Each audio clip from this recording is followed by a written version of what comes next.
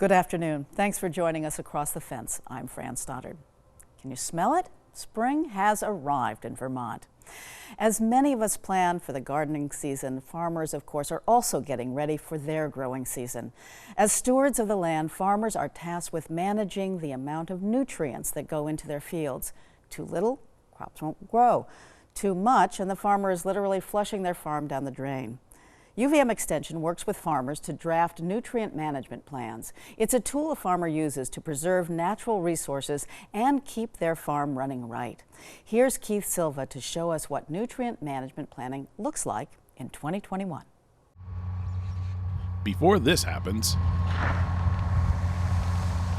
farmers spend the winter months writing or updating nutrient management plans. These plans cover the exact amount of nutrients to be applied to a field to grow crops and protect natural resources. Vermont farmers are required by law to have a nutrient management plan to meet state and federal regulations for required agricultural practices. Today, you cannot afford not to do this. UVM Extension offers a 6-week course to teach farmers to write their own plan. On to and off from those negative charges. This year, headphones, cameras, and computers have replaced in-person interactions due to the pandemic. Just because we can't get together in person doesn't mean that people aren't supposed to be following the law, right? Heather Darby is a UVM Extension agronomist. She began teaching these classes in 2006.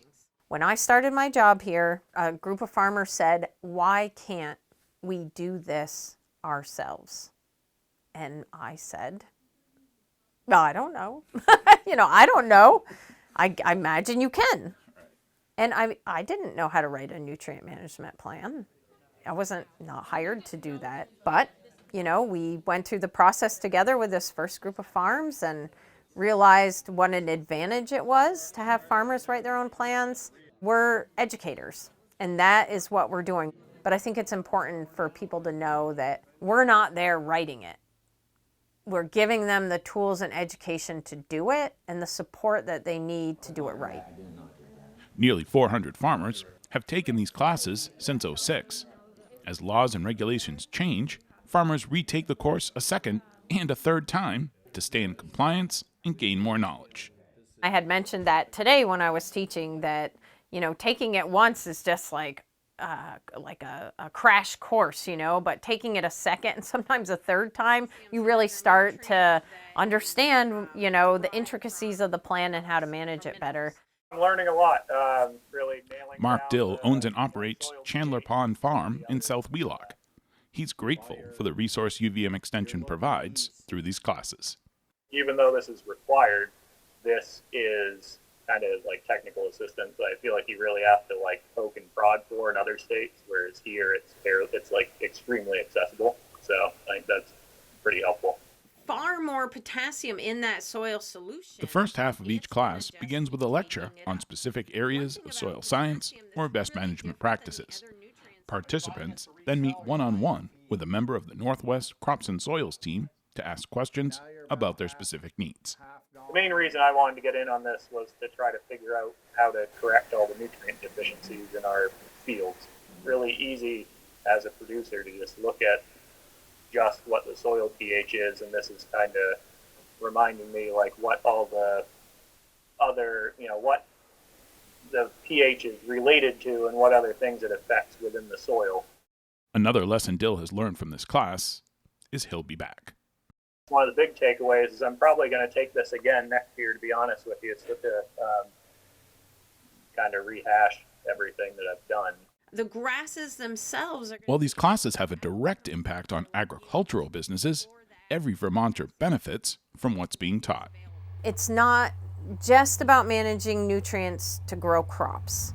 It's about managing nutrients to grow crops high quality and healthy, while also minimizing the impact that we have on the environment.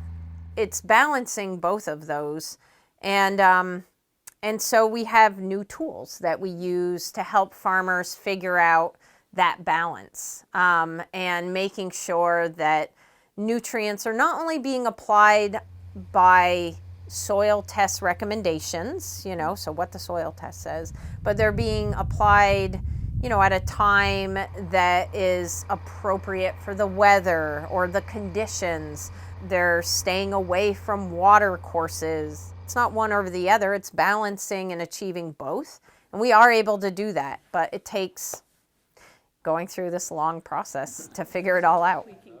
What's getting figured out is the mission of the University of Vermont and other land-grant institutions to work with farmers and the people of Vermont to grow and learn.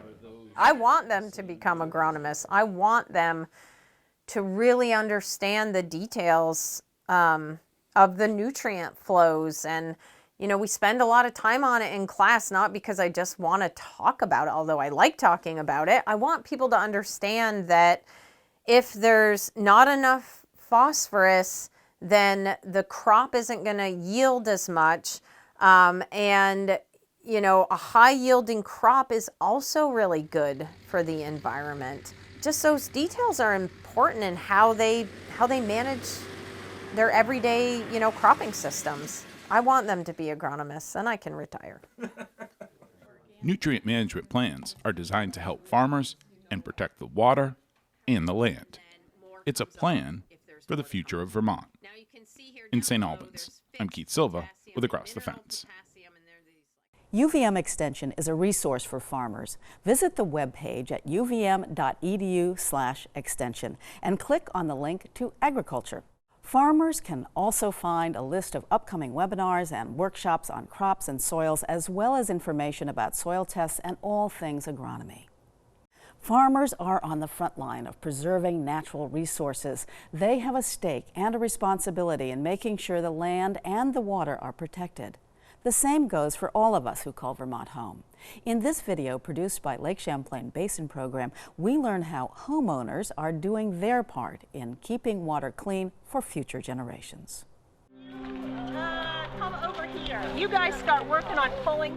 We're here at the Shelburne Community School. It's in the middle of the traffic circle where the buses load and unload the students every day. We've had at least 80 students out here to do all this planting. And the purpose of this rain garden is to capture all the water from impervious surface. Impervious meaning the parking lots and the driveway circle. And so all of the pollutants that were on the asphalt came right into this catch basin and had no opportunity for those pollutants to get filtered out. So the idea of reducing pollution is primarily to try and get the phosphorus out. Community-based watershed organizations complete pollution prevention projects and provide technical assistance and support to local landowners. These are called blue flag iris. Rain gardens and other nature-based solutions to stormwater runoff help reduce phosphorus inputs to Lake Champlain and help local communities become more flood resilient. I think a lot of people in the valley are looking for opportunities to be good neighbors, and whether that's trying to protect the town roads or improve biodiversity or what have you, they're looking for those opportunities. But in our day-to-day lives, it can be hard to know exactly what to do. Clean water for our Mad River watershed and for the larger Lake Champlain watershed really takes everyone. There are a lot of challenges associated with ownership of land on a steep property related to water quality, and we're able to help people address the challenges that they face with their pocketbooks and the pollution and flood volume being passed downstream. The origins of StormSmart are in our Ridge to River Coalition, which is a group of people who came together in 2015. The StormSmart program is generally based on an energy audit, but instead of tracking kilowatt hours, we track the path that water takes through the property.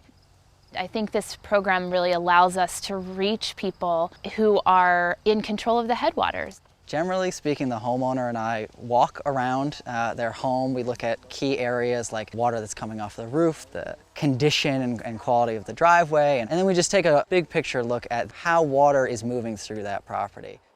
We use a number of different resources that are geared towards sort of small-scale stormwater management practices, and then I connect what I see on the property to these practices, and then I send that back to the homeowner. In the ideal version, we then go ahead and we implement some of these practices.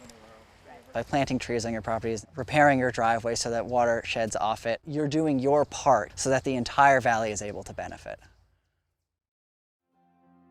Lewis Creek Association has been active in sampling for water quality here in the Lake Champlain area. We're spearheading this ahead of the storm program. So we have lots of sites throughout Chittenden County, Heinsberg, Shelburne, Charlotte, looking at areas where we can improve water quality. The Ahead of the Storm program was built in about 2014. It grew out of some community members who were just concerned about water quality in Lake Champlain. The Ahead of the Storm program is really looking at three things. It's slowing water down, spreading water out, and letting it sink in. So here we're in Charlotte, we're along Greenbush Road, and there's a homeowner here who had some issues with water coming down the road behind us here through the ditch and really spreading out across their driveway and causing flooding. Through the Ahead of the Storm program, we helped them make this rain garden behind us happen. So essentially what this is it's treating runoff that comes from the town road. So now we've dug out an area next to their driveway, put in some better soils there to help that water infiltrate into the ground, and planted some water-loving plants that can survive both wet conditions and dry conditions. This is really one small thing that somebody can do, but if we can get more landowners involved and doing this type of project on their own property, then the greater impact we're going to have on the lake. To see more videos in this series and learn about how farmers, municipalities, and community leaders are making a commitment to clean water, visit cleanwaterwork.com. And that's our program for today. Once again, thank you for joining us across the fence. I'm Fran Stoddard. Stay well.